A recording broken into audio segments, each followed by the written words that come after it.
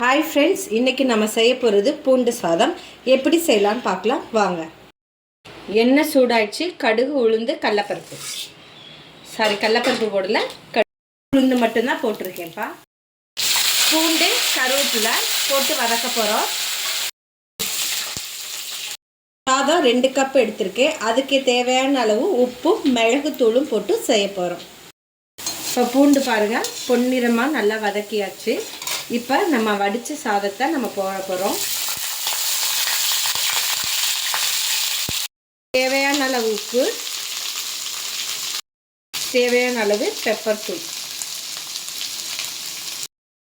கொஞ்சம் பெருங்காயத்தூள்.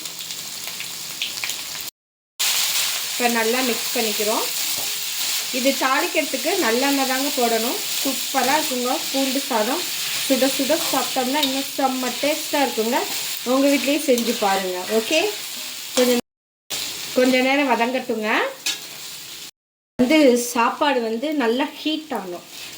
அப்போ தான் சாப்பிடும்போது ஹைலைட்டாக இருக்கும். அது மட்டும் இல்லாமல் இந்த பூண்டெல்லாம் பாருங்கமே, எவ்வளோ பல்லில் படும்போது அப்படி ஒரு டேஸ்ட் இருக்குங்க. பாருங்கம்மா, எவ்வளோ அழகாக இருக்குது.